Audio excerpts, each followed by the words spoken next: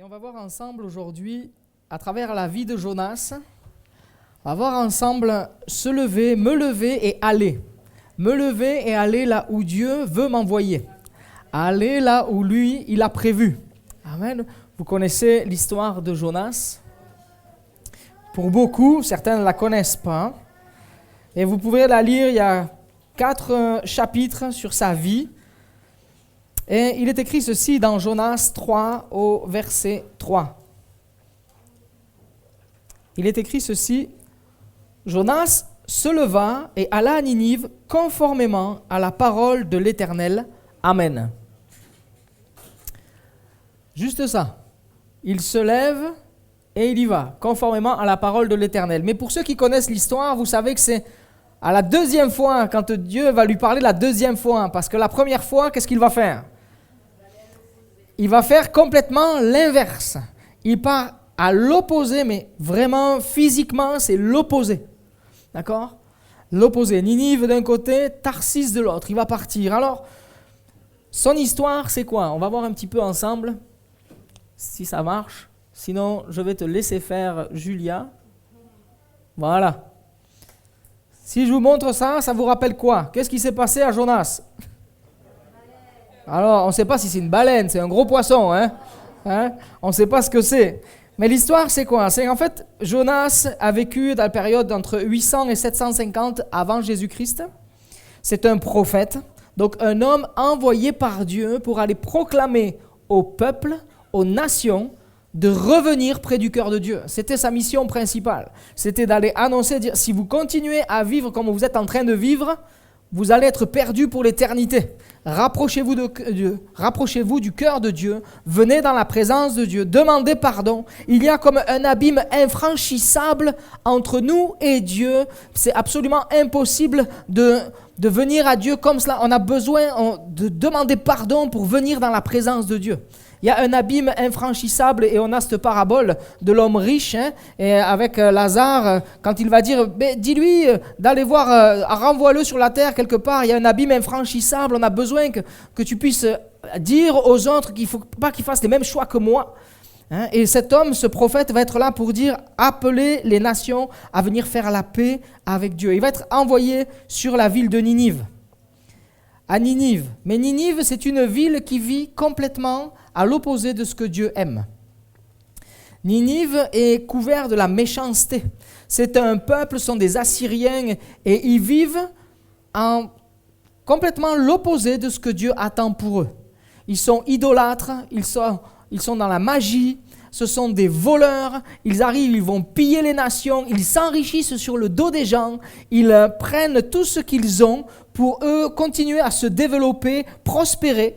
Et quand on lit certains commentaires, cette ville est comparée à une ville énorme comme New York, Londres, Paris, des grosses villes en fait, énormes, mais qui vivent vraiment avec un cœur mauvais.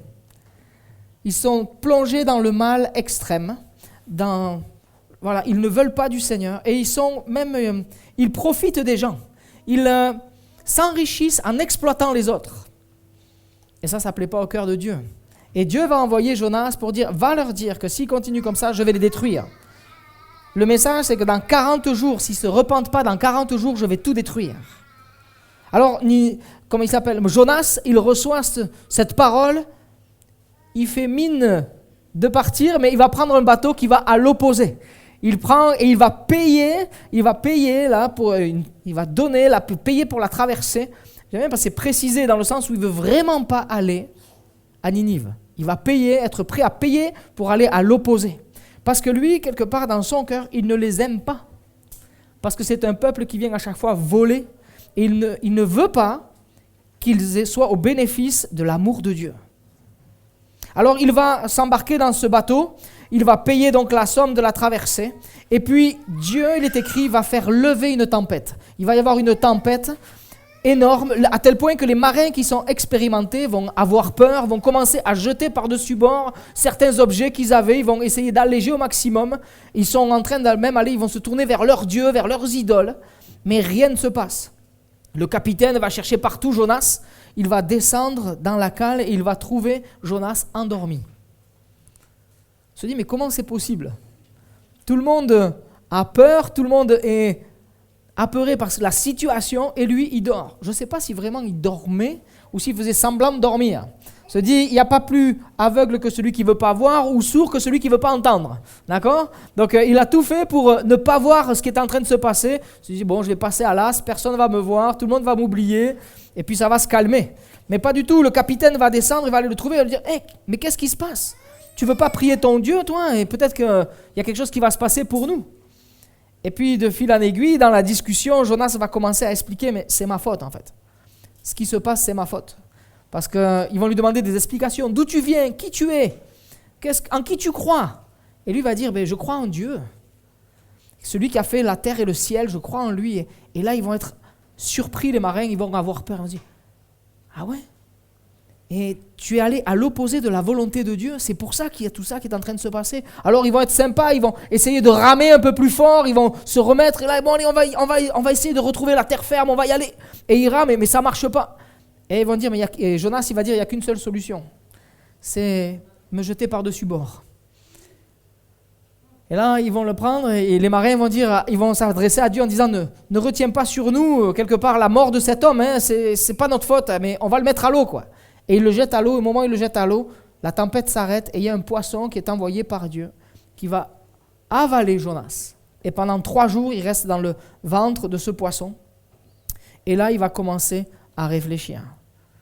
Et des fois, il faut qu'on descende bien bas, qu'on descende bien profondément pour se mettre à réfléchir. Et là, il va se rappeler de ce que Jésus lui a demandé. Et il va se dire, ok, je vais y aller. Il va demander pardon à Dieu. Et il va faire ce que Dieu lui a dit. Et la première des choses que je voudrais voir avec toi, cette première question, as-tu répondu à son appel? As-tu répondu à l'appel de Dieu? Le premier appel que Dieu a pour nous, bien sûr, c'est la repentance. Parce que Dieu veut sauver tous les hommes et il veut les appeler à la repentance. Il veut nous rappeler à faire la paix avec lui. Et ce message que Jonas va dire, d'autres prophètes avant lui l'avaient dit et d'autres prophètes après lui vont le dire. Jean-Baptiste va dire ceci, avant l'arrivée de Jésus, va dire « Changez d'attitude car le royaume des cieux est proche ». Et Jésus lui-même, dès qu'il va commencer à prêcher la parole de Dieu, va dire « Changez d'attitude car le royaume des cieux est proche ». Dieu nous appelle à changer d'attitude.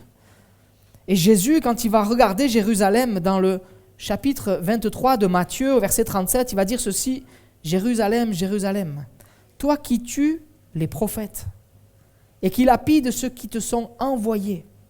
Combien de fois j'ai voulu rassembler tes enfants comme une poule rassemble ses poussins sous ses ailes, et vous ne l'avez pas voulu. Voici que votre maison vous sera laissée déserte, car je vous le dis, vous ne me verrez plus désormais jusqu'à ce que vous disiez « Béni soit celui qui vient au nom du Seigneur ». Qu'est-ce que ça veut dire ça? La maison déserte, ça peut être quoi? C'est notre cœur. Notre cœur, il reste désert, notre cœur est sec tant que je n'ai pas appelé Jésus à venir dans mon cœur. Tant que je n'ai pas répondu à son appel pour ma vie. Tant que je n'ai pas accepté de faire la paix avec lui. Tant que je ne dis pas « Béni soit celui qui vient au nom du Seigneur ». J'ai besoin d'accepter Jésus dans ma vie pour qu'il y ait la paix dans mon cœur. Sans lui, je n'aurai jamais la paix. Sans lui, je ne serai pas au repos. Notre cœur sera toujours dans la crainte. Notre cœur sera toujours comme affolé, baladé, ballotté. Mais Jésus vient et est celui qui amène la paix. Amen. Le deuxième appel, peut-être que le Seigneur a déversé sur ta vie, c'est celui-ci. Comme pour Jonas. Va à Ninive.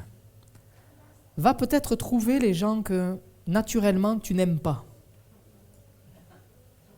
Et dis-leur combien moi, entre guillemets, combien moi, Dieu, je les aime. Quelqu'un veut répondre à l'appel de Dieu? Vous entendez l'appel? Et ce que vous ne savez pas, c'est que j'aurais voulu faire ça, mais il y a quelqu'un qui est en train de le vivre sans que ça soit moi. Donc il y a un téléphone qui sonne, et je me dis, c'est trop fort. Le Seigneur, il le fait, j'ai pas pu le mettre en place, je voulais mettre un téléphone sous un siège et faire sonner le téléphone. Et bien là, ça s'est fait naturellement. Donc, est-ce qu'on veut répondre à l'appel de Dieu? C'est vraiment dans le timing parfait, quoi. Dieu veut nous envoyer vers peut-être des membres de notre famille avec qui on s'est peut-être fâché, avec qui on a eu, entre guillemets, embrouille. Peut-être des collègues de travail, des amis où comment dire, on pourrait dire la communication, l'amitié comme si elle se brisait d'un seul coup parce qu'il y a eu des mots, parce qu'il y a eu une mauvaise parole, il y a eu des mauvaises attitudes et ça t'a blessé et t'a coupé net. Peut-être des voisins avec qui avant tu t'entendais bien et aujourd'hui on ne dit même plus bonjour. On a peut-être comme des ennemis, entre guillemets. Mais le Seigneur veut t'envoyer. Réponds à cet appel. Tu n'as peut-être pas envie. Jonas n'avait pas envie d'aller à Ninive. N'avait pas envie.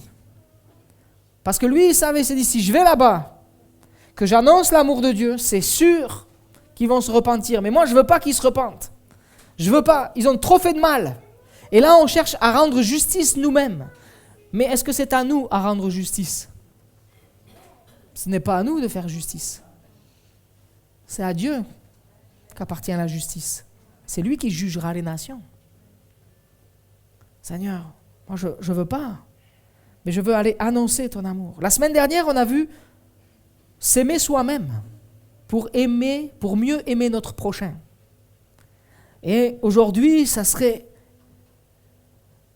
aimer notre prochain. C'est aussi aimer notre ennemi. Seigneur, apprends-moi à aimer celui qui peut-être naturellement je n'aime pas. Mais Seigneur, toi, tu veux le sauver. Et regardez cette diapo, si on arrive à la voir.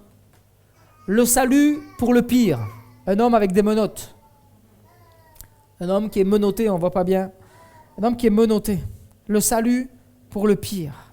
Dieu a un plan pour l'humanité et il veut sauver tous les hommes, et nous le savons. Il est écrit ceci dans 2 Pierre 3,9. Le Seigneur ne tarde pas dans l'accomplissement de la promesse, comme certains le pensent. Au contraire, il fait preuve de patience envers nous, voulant qu'aucun ne périsse. Et dans le aucun, il y a le pire. Il y a celui à qui vraiment on se dit non, lui c'est pas possible avec tout ce qu'il a fait, avec tout ce qu'il a fait sur ma vie, avec tout ce qu'il a fait depuis des années. Peut-être quelqu'un qui a été violent envers nous, quelqu'un qui a été mauvais envers nous, de la méchanceté envers nous. Et ce peuple assyrien était méchant envers le peuple de Dieu. Et envers les autres peuples, ils venaient voler. Et il y a peut-être des choses qu'on t'a pris, peut-être des choses qu'on t'a pris même dans ton cœur. Mais ces hommes-là, ces femmes-là ont aussi le droit, ont accès à la grâce de Dieu. Et pour cela, il faut leur annoncer l'amour de Dieu. Ouais. Dieu n'est pas indifférent au mode de vie des uns et des autres, au style de vie, au choix de vie que font les hommes et les femmes de notre génération. Il n'est pas indifférent, mais il est patient. Et il veut que, dans son amour, on puisse aller annoncer, nous aussi, ce message à tous. Ceux peut-être à qui peut-être on n'a pas l'habitude d'aller, mais nous voulons aller et annoncer, nous lever et aller annoncer la bonne nouvelle. Jésus intercède auprès du Père en faveur de chacun de nous et pour tous ceux qui veulent répondre à son appel, tous ceux qui veulent décrocher quelque part l'appel du Seigneur sur leur vie. Il intercède pour eux. Il n'y a pas de cas pire, il n'y a pas de cas désespéré. Il y a 2 chemins, on le sait, celui de la vie et celui de la mort. Et dans Jérémie, le prophète Jérémie, qui lui aussi va annoncer aux nations l'amour de Dieu, appeler le peuple à venir, à se retourner, à se tourner vers Dieu. T'écris ceci. Vas-y, s'il te plaît, Julia. Il est écrit ceci dans Jérémie, chapitre 6, verset 16. Il est écrit « Voici ce que dit l'Éternel. Placez-vous sur les chemins. Regardez et renseignez-vous sur les pistes qui ont toujours été suivies. Quelle est la bonne voie? Marchez-y et vous trouverez le repos pour votre âme. » Mais ils répondent « Nous n'y marcherons pas. J'ai désigné des personnes chargées de veiller sur vous. Faites attention au son de la trompette, c'est-à-dire faites attention à ce qui est proclamé. Il y a une parole qui est proclamée comme une trompette qui dit « Hé, attention, danger, revenez, revenez, là où vous allez, c'est dangereux pour vous. » Mais qu'est-ce qu'ils disent? Mais ils répondent « Nous n'écouterons pas. » Certains ne vont pas écouter et ils vont se perdre. Mais certains vont écouter et vont revenir. Amen. Et nous voulons dans notre famille, nous voulons auprès de nos amis annoncer l'amour de Dieu. Tu peux mettre la suivante. Et pour les pires, pour celui peut-être qui nous a fait un mal extrême, Seigneur, aujourd'hui je veux prier pour son salut. Je veux prier pour lui. Donne-moi une occasion de renverser les choses. Et des fois, on est dans des situations où il y a des gens qui sont mauvais avec nous. On n'a qu'une envie, à la limite, c'est de passer incognito. On voudrait se mettre au fond de la cale et disparaître. Mais ce n'est pas ce que Dieu veut. Dieu veut que l'on sorte de l'ombre, sorte et que l'on brille de sa lumière, qu'on brille de son amour, et qu'on aille apporter ce message de réconciliation. Ouais. Personne ne mérite la grâce de Dieu. Personne. Et la grâce est un cadeau. Mais Dieu veut qu'aucun ne soit privé de sa grâce. Et il veut donner accès à tous, afin que chacun ait le choix de dire oui ou non. Mais pour qu'ils puissent avoir le choix, il faut qu'ils entendent. Et Dieu veut t'envoyer aussi vers celui qui fait le pire. Et qui t'a fait le pire. Parce que dans ta réaction, dans ta façon de vivre, tu vas toucher son cœur. Et Dieu peut se servir de cela. Regardez David. David, le roi David, dans sa vie, on sait qu'il a été un des hommes qui a écrit le plus de psaumes. Il a raconté les merveilles de Dieu. Il a été consacré pour être roi d'Israël. Il a été appelé, il était loin de Dieu de manière particulière. Et à un moment donné, il va chuter, il va commettre l'adultère. Dans cet adultère, il y a bien sûr, il trompe son épouse, mais il trompe aussi sa famille. Il trahit sa famille. Il trahit sa famille. Il va aller même plus loin, il va commettre un meurtre avec préméditation. Il va faire tuer le mari de la femme avec qui il a commis l'adultère. Il y a toute une machination qui va être là. Et pourtant, quand il va se tourner vers le Seigneur, qu'il va demander pardon à Dieu, Dieu va le pardonner. Nous, on pourrait dire, mais c'est le pire. Jamais on pourra lui pardonner. Et un homme pourrait dire de sa femme, jamais je lui pardonnerai, ou une femme pourrait dire à son mari, jamais je lui pardonnerai. Mais la grâce de Dieu et l'amour de Dieu peut permettre que tu puisses expérimenter et vivre le pardon et donner le pardon. Dieu peut reconstruire. Le brigand à la croix était un meurtrier et pourtant il va être pardonné par Jésus lui-même, qui va lui dire « Aujourd'hui, tu seras avec moi dans le paradis ». Il ne méritait pas le pardon. Il avait commis le pire. Mais Jésus lui a pardonné. Moïse, qui était un homme colérique, il va même tuer quelqu'un sous la colère, quelque part, il va tuer cet Égyptien. Mais Dieu va le pardonner et va le transformer complètement. Et après, il va être dit de lui qu'il était l'homme le plus patient que la terre a porté. Il va être, dans le mot patient, il y a après toute la déclinaison de doux et humble. Transformé. Lui qui était un pire va devenir un exemple. Seigneur, nous voulons apporter ton amour. Nous voulons partager. Myriam et Aaron, qui eux vont murmurer contre Moïse et contre Dieu, vont être pardonnés. Et des fois, quelqu'un a pu murmurer contre nous, mal parler de nous, comme colporter des choses fausses pour nous descendre. Seigneur, donne-moi de pouvoir aller le voir. Donne-moi de pouvoir lui pardonner déjà. Et donne-moi de pouvoir lui annoncer que Jésus l'aime. Qu'il y a un accès à la repentance. Alors par rapport à l'appel de Dieu, quelle est ta réponse? Quel choix fais-tu? Peut-être ce premier appel à la repentance, est-ce qu'on a quelque chose, notre cœur a besoin de revenir près du cœur de Dieu, de se repentir? Et aussi peut-être cet appel sur notre vie, à aller vers l'autre. Julia, s'il te plaît, aller vers l'autre. Dieu a un appel, a un plan et un appel pour toi. Alors la photo, c'est un sac à dos avec un plan dessus, avec un itinéraire. Il y a un sac à dos et un plan. Et Dieu a voulu donner à Jonas, il a donné un plan et un appel. Il a donné un appel pour aller annoncer l'amour de Dieu à Ninive. Et il y a donné aussi toute une direction, il y a donné une façon de faire et il l'équipe.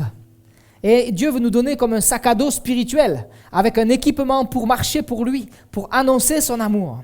Et nous avons besoin de prendre ce que Dieu a pour nous, pour aller annoncer son amour autour de nous. Oui. Jonas avait cet appel, avait ce ministère de prophète, et il a été envoyé jusqu'à Ninive avec un message particulier. Et je crois que Dieu nous a envoyés, chacun d'entre nous, à Moulins et sa région, et il nous équipe avec un sac à dos spirituel, il nous donne un plan, il nous donne une directive, et annonce, parle de moi, annonce l'amour de Dieu tout autour de toi, même au pire. Même au pire. Seigneur, touche mon cœur. Donne-moi d'aller comme tu veux toi. Et j'aime à le dire souvent, tous ceux qui sont aujourd'hui à Moulins, très peu sont nés à Moulins. Nous arrivons tous de plein d'endroits différents, même de pays différents, pour servir dans cette ville. Vous avez été amenés ici par Dieu, conduits par Dieu ici. Et Dieu a pour vous ce sac à dos spirituel, cet équipement spirituel. Et il nous donne son plan, sa parole, sa direction. Le Saint-Esprit va nous conduire vers des personnes, vers les personnes les pires. Et peut-être que dans cette expérience que nous avons ici dans cette ville, et peut-être tu as rencontré le pire et tu as subi le pire. Mais Dieu veut t'appeler et t'appelle ce matin à aller vers ces personnes-là. Pas te laisser arrêter, pas te cacher parce que tu traverses le pire. Mais bien au contraire, à te lever et aller vers eux. En annonçant l'amour de Dieu, annonçant la grâce de Dieu, la fidélité de Dieu. Combien Dieu est bon. Amen. Ouais. Dieu est bon. Dieu nous envoie chacun dans des milieux sociaux complètement différents. Certains vont travailler dans le milieu peut-être des affaires, le commerce. Certains vont travailler dans des bureaux. D'autres vont être entrepreneurs. D'autres vont travailler dans un milieu ouvrier. D'autres vont travailler dans la restauration. Peu importe. Dieu nous envoie chacun pour pouvoir annoncer son amour. Pour combien de temps? Nous ne savons pas.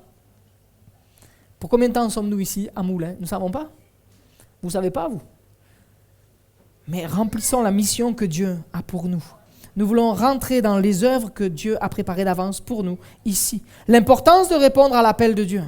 Quand je ne réponds pas à l'appel de Dieu, non seulement je mets ma vie en danger, mais je mets la vie des autres en danger.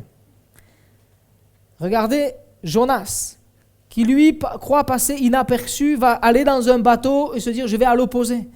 Mais Dieu va lever une tempête pour un homme, pour que cet homme puisse revenir et aller dans la direction qu'il voulait lui.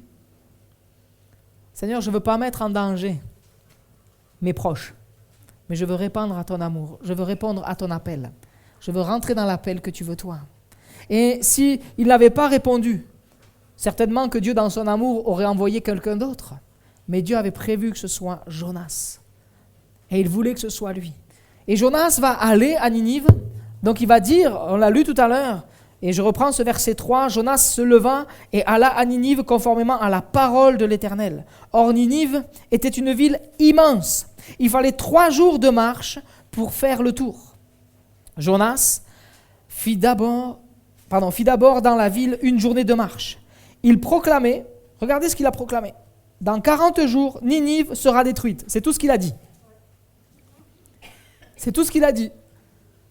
Et qu'est-ce qui est écrit quand on continue la lecture? Verset 5, les habitants de Ninive crurent à Dieu. Et ça m'amène à cela. Ce n'est pas la qualité de la personne qui proclame le message. La qualité est dans le message annoncé. La puissance, elle est dans de qui est-ce que je parle? Je parle de Jésus, je parle de Dieu, je parle de son amour. C'est ça la qualité du message. Ce n'est pas toi qui as besoin d'être de qualité pour que le message soit donné. Mais c'est la parole de Dieu qui touche les cœurs, qui convainc les cœurs. Si je donne simplement le message que Dieu veut que je donne. Et des fois, ça va dans toute la simplicité. Ton témoignage, à un moment donné, le Seigneur peut t'amener à rendre témoignage à quelqu'un. Quelqu'un à la machine à café, quelqu'un à la pause de midi, à la pause à 3 heures. Juste en discutant et partageant ton expérience de vie, de ce que Jésus a fait dans ta vie, tu vas parler de celui qui est la plus belle des qualités. Tu vas parler de Dieu. Tu vas parler de Jésus. Tu vas parler de son amour. Et c'est ça qui va toucher les cœurs. Lui, il a juste dit, dans 40 jours, la ville va être détruite. Et ça a amené les gens à une réflexion, à une introspection. Le roi va être touché dans son cœur, il va déclarer un jeûne national. Tout le monde, mais les hommes et les bêtes, personne ne mange. On va s'incliner devant Dieu. Et nous qui avions l'habitude dans cette ville d'être bien habillés, revêtus avec de beaux habits, parce que c'était une ville très fashion à l'époque, d'accord, très tendance, à la pointe du progrès, à la pointe de tout. C'est vrai. Et eux, ils vont dire, on ne s'habille plus comme ça, mais on va se couvrir d'un sac et on va se mettre dans la cendre. On s'humilie, un signe d'humiliation. Leur cœur va être touché. Et peut-être qu'il y a des gens que tu côtoies qui sont beaucoup dans l'apparence. Et tu te dis, mais et même ça t'agace. Et Jonas, lui, il n'aimait pas ces gens-là. Il dit, ils m'énervent, je ne veux pas leur dire que Dieu les aime. Mais il va être poussé, contraint, ramené de force quelque part. Et il va dire, ok, je vais y aller, je comprends que c'est important. Alors il ne va pas forcément y mettre tout son cœur, mais il va quand même dire ce que Dieu lui a dit. Et le miracle va se produire. Toute la ville va être épargnée, 120 000 personnes sauvées pour un. Au nombre que l'on est ce matin, et quand on voit Moulins, allez, on va étendre avec les agglomérations, 60 000 personnes, c'est faisable. C'est faisable. Quand je prends les calculs de la Bible, c'est faisable. On est une cinquantaine là. Ouais, 50, 60. Seigneur, on va en toucher du monde. 60 fois 120. Seigneur, amen. Je vois, il y en a qui font des gros yeux, ils disent, ouh, ça serait super. Amen, mais Seigneur, on veut sortir avec la foi. Amen. Ah oui. Ouais. Je veux annoncer le message. Je ne veux pas faire comme si ne rien n'était. Parce que de fermer mon cœur, si Jonas, dans sa première démarche, il a refusé de répondre favorablement à l'appel de Dieu, ça a endurci son cœur. Ça l'a amené à s'éloigner et à aller à l'opposé de ce que Dieu voulait. Il a fini même par s'endormir spirituellement au fond de cette cale. Seigneur, je ne veux pas. Je ne veux pas être un chrétien endormi. Je ne veux pas m'endormir, mais je veux rentrer pleinement dans l'appel que tu veux toi. Seigneur, réveille mon cœur. Je veux répondre à ton appel. Peut-être qu'il avait peur aussi, parce que ce peuple était méchant. Il s'est dit, qu'est-ce qu'ils vont me faire avec le message que je vais annoncer? Peut-être qu'il avait peur. Mais le Seigneur a conduit toutes choses. Et le Seigneur a touché les cœurs. Et peut-être que toi, tu as peur de parler de l'amour de Dieu. Mais tu vas y aller avec l'équipement que Dieu pose sur ta vie. Tu vas y aller avec le Saint-Esprit. Parce que Jésus va dire qu'il va nous envoyer le Saint-Esprit. Il va nous revêtir de puissance pour être de puissants témoins. Nous sommes témoins par la puissance de Dieu. Amen. Alors, ce matin, je veux répondre à l'appel. Merci, vas-y. Mimi, s'il te plaît. Tu peux mettre la suite, s'il te plaît, encore. Je veux répondre à l'appel de Dieu. Et il y a quelques versets, et on va le lire ensemble dans Genèse 2. Je vous invite à prendre Jonas 2. À partir du verset 1er, on va le lire tranquillement. L'Éternel fit venir un grand poisson pour avaler Jonas. Et Jonas fut 3 jours et 3 nuits dans le ventre du poisson. Du ventre du poisson, Jonas pria l'Éternel, son Dieu. Il ne s'est pas tourné vers une idole, il s'est tourné vers son Dieu. En disant, « Dans ma détresse, j'ai fait appel à l'Éternel. Il m'a répondu. Du milieu du séjour des morts, j'ai appelé au secours. Et tu as entendu ma voix. Tu m'as jeté dans l'abîme, dans les profondeurs de la mer, et les courants m'ont environné. Toutes les vagues et tous les flots sont passés sur moi. Je disais, je suis chassé loin de ton regard, mais je verrai encore ton saint temple. L'eau m'a couvert jusqu'à m'enlever la vie. » Et des fois, on a des circonstances où on se retrouve comme recouvert de toutes parts. Et ça devient compliqué. Regardez ce qui suit. L'abîme m'a enveloppé. Les algues s'enroulaient autour de ma tête. On a l'impression des fois qu'il y a des choses qui sont là, nos pensées, ça tourne dans tous les sens, et comme si ça m'entoure et ça me tire vers le bas. Je suis descendu jusqu'aux racines des montagnes. Les verrous de la terre m'enfermaient pour toujours, mais tu m'as fait remonter vivant du gouffre. Éternel mon Dieu.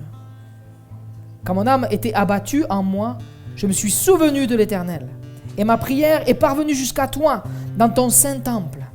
Ce qui s'attache à des idoles sans consistance éloigne de la bonté. Quant à moi, je t'offrirai des sacrifices avec un cri de reconnaissance. J'accomplirai mes vœux que j'ai faits. Le salut vient de l'Éternel. Et alors, à ce moment-là, l'Éternel parla au poisson. Et le poisson va vomir Jonas sur la terre. Et chapitre 3. La parole de l'Éternel fut adressée à Jonas une deuxième fois. Et ce matin, je crois que le Seigneur parle à ton cœur, parle à un cœur, à une personne, à plusieurs personnes, en disant « Je renouvelle mon appel sur ta vie. Je renouvelle mon appel sur ta vie. » Premier, peut-être à revenir près du cœur de Dieu, mais aussi un appel pour « Je t'appelle parce que je veux t'envoyer vers les nations, je veux t'envoyer vers ton prochain, je veux t'envoyer vers même ton ennemi. Je te l'avais déjà dit, mais je veux que tu ailles et que tu annonces dans ta famille, je veux que tu annonces à tes amis, je veux que tu annonces à tes voisins, je veux que tu annonces à tes contemporains tout l'amour que j'ai pour eux. Lève-toi,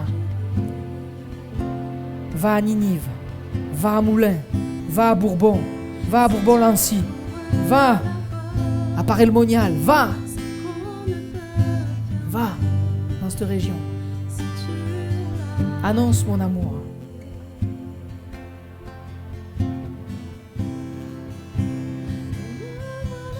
Va dans la grande ville et fais-y la proclamation que je t'ordonne. Jonas se leva et alla à Ninive, conformément à la parole de l'Éternel. Et on a lu tout à l'heure, les habitants de Ninive crurent à Dieu. Les habitants de Moulins, les habitants des alentours de Moulins crurent à Dieu. Amen. Seigneur, nous voulons vivre cela. Nous voulons rentrer pleinement dans l'appel que tu as pour nous. Peut-être c'est un appel pour quelqu'un à s'engager plus loin avec le Seigneur et tu sens cet appel sur ton cœur et parce que le Seigneur t'appelle à le suivre et peut-être maintenant t'engager par les eaux du baptême, à déclarer ta foi devant tous pour Dieu. Peut-être que le Seigneur t'appelle pour la deuxième fois. Je t'ai appelé à me servir, peut-être parmi les enfants. J'ai noté ceci.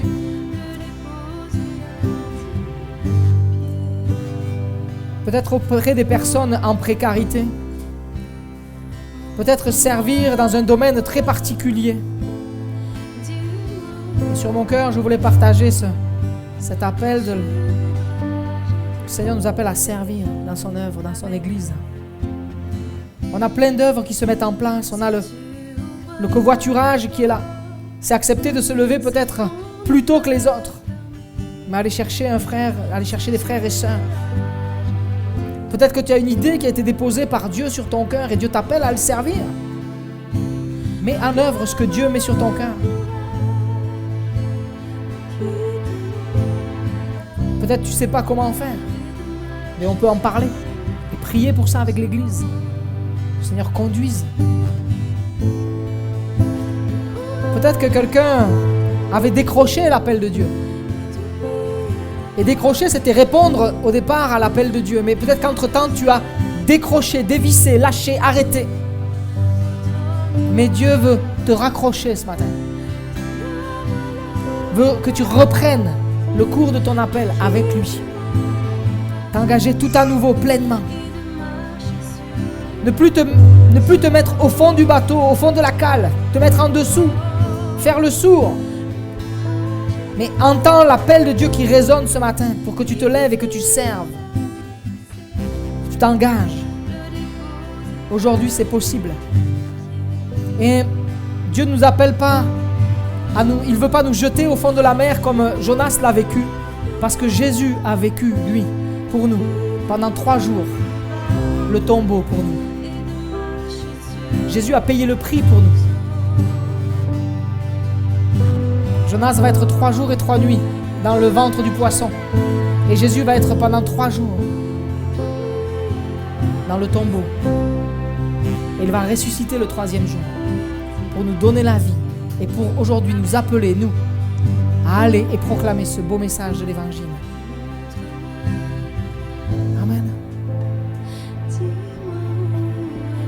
Juste dans ce temps-là, inclinons nos cœurs et nos yeux.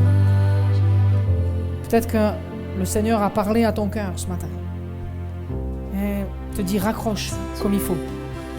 Reprends. Accepte de te lever et d'aller. Te lever pour le Seigneur et servir le Seigneur pleinement. Peut-être que tu as à cœur maintenant de revenir pleinement dans la maison du Seigneur, t'investir pleinement, répondre à l'appel de Dieu pleinement. Aujourd'hui, c'est jour de salut, jour de bénédiction, jour de réengagement avec le Seigneur. Est-ce que dans ton cœur, tu sens cet appel de Dieu? Peut-être ce premier appel pour la repentance, demander pardon au Seigneur. Et si quelqu'un a besoin de régler sa vie avec le Seigneur, aujourd'hui c'est jour de bénédiction et Dieu veut bénir ta vie. Et si tu as besoin de régler ton cœur avec le Seigneur, moi je t'invite à te lever. Et le Seigneur va régler les choses dans ton cœur. Tu vas sentir la paix du Seigneur, le pardon du Seigneur venir sur ta vie. Si tu en as besoin, moi je t'invite à te lever à ta place.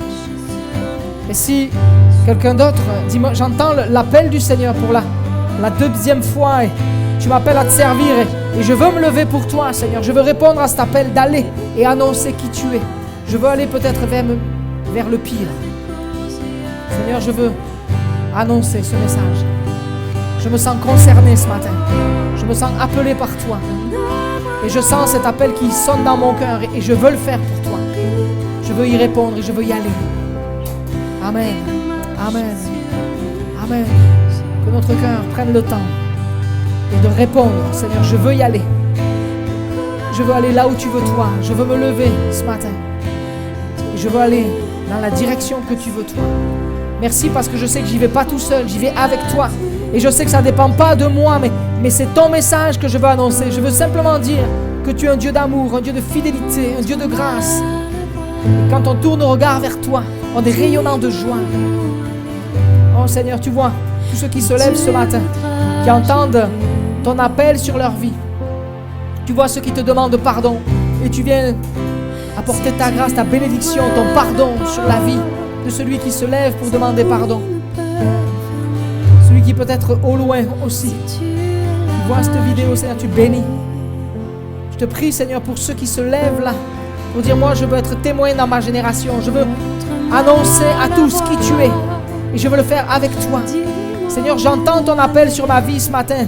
Brûlant, j'entends, tu m'appelles et je me lève pour toi. Je veux aller dans la direction que tu veux toi. Je veux aller dans l'endroit où tu veux toi, la situation où tu veux toi, le domaine où tu veux toi, aller vers qui tu veux toi. Conduis ma vie. Seigneur, je réponds oui ce matin à ton appel. Et je me lève pour toi. Et je vais y aller en ton nom. Seigneur, je te prie pour tous ceux qui se sont levés, afin que tu les bénisses. Tu les remplis, Seigneur, du Saint-Esprit. Tu les renouvelles, Seigneur. Et tu fais de nous tes témoins, là où tu veux toi. À toi soit toute la gloire, Seigneur. Amen. Amen. Amen. Amen. Amen.